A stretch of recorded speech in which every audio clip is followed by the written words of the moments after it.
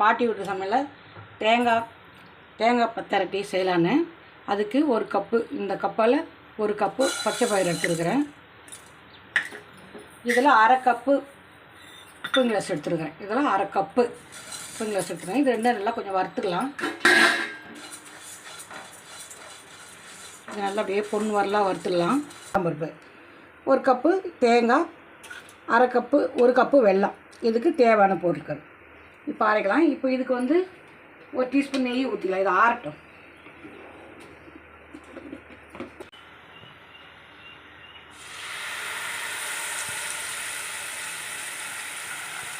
இது அரைச்சாச்சுமா தண்ணி ஊற்றி அரைக்கலாம். நான் இதில் வந்து ஒரு கப்பு பால் ஊற்றிருக்கிறேன்.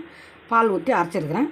இப்போ பால் இல்லைன்னா நம்ம தண்ணியை ஊற்றிக்கலாம். அதே மாதிரி முந்திரி திராட்சை இல்லைனாலும் பரவாயில்ல, முந்திரியும் ஏலக்காவும் இருக்கிறத வச்சு நம்ம வீட்டிலே செய்யலாம். இருக்கிற பொருளை வச்சு இது தேங்காய் மட்டும் முக்கியம். தேங்காய் திரட்டி செய்கிறதுக்கு இது. இப்போ இதில் 2 டீஸ்பூன் நெய் ஊற்றிருக்கிறேன். கூட வந்து நம்ம 1 டீஸ்பூன் நெய் ஊற்றிக்கலாம். அதுவும் சாய்ஸ் தான் இருந்தால் ஊற்றிக்கலாம், இல்லைன்னா அப்படியே திரட்டி எடுக்க வேண்டியதான். இது நல்லா கலரணும். இது நல்லா கலந்து, இது ரொம்ப வேலை கிடையாது.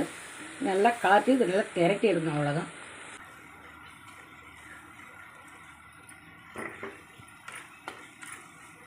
இது முருகருக்கு ரொம்ப உகந்தது. இது செவ்வாய்க்கிழமை டைமில் கூட நம்ம செய்து வச்சுக்கலாம். இவ்வளோதான். நெய் ரொம்ப வேலை கிடையாது. ஒரு 10 நிமிஷத்து வேலை தான் இது. இப்போது இந்த 2 டீஸ்பூன் தேங்காய் பொடியை அரிஞ்சு வச்சுக்கிறோம் இல்லையா, நெய்யில் வறுத்து வச்சுக்கிறோம்.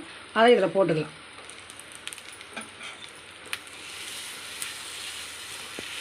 இதே மாதிரி கச்சி சாப்பிட ரொம்ப டேஸ்ட்டாக இருக்கும், நல்லாவும் இருக்கும்.